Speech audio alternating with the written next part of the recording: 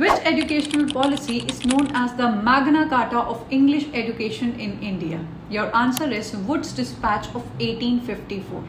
This particular document was prepared by Sir Charles Wood and sent to Lord Dalhousie, जो हमारी colonial rule के दौरान बनाई गई educational policy का एक major section माना जाता है.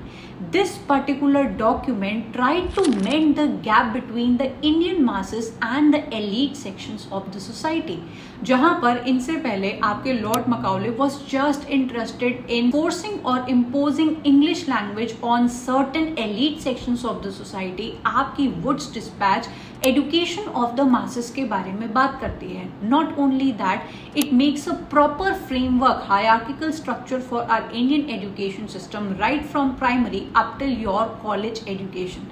Not only that, ये आपके Indian vernacular languages को भी equal importance देते हैं, जहाँ पर secondary and higher secondary class तक आपको वर्नाकुलर लैंग्वेजेस पढ़ाई जाएंगी एंड देन कॉलेज लेवल पर आपको इंग्लिश एजुकेशन इंट्रोड्यूस कराई जाएगी.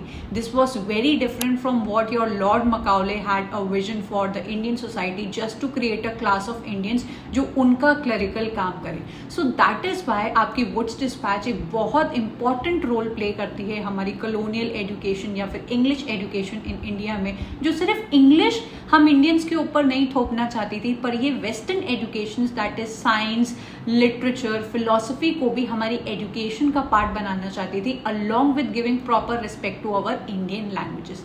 मेक श्योर डियर स्टूडेंट्स कि जब भी आप इंग्लिश इन इंडिया को पढ़े, वुड्स डिस्पैच के बहुत अच्छे नोट्स बनाए, बिकॉज ये इंडीड बहुत इंपॉर्टेंट है एंड इनसे काफी सारे क्वेश्चंस आपके एग्जाम में पूछे गए हैं. सो इफ इट ऑल आप इसी तरीके से बहुत सारी कमीशंस जो आपके सिलेबस का पार्ट है पढ़ना चाहते हैं, you can check out my English in India course, जहां पर from right your entry of the Britishers up till your post independence I've taught all the commissions and policies जो आपको अपने एग्जाम के लिए जरूर से तैयार करनी चाहिए.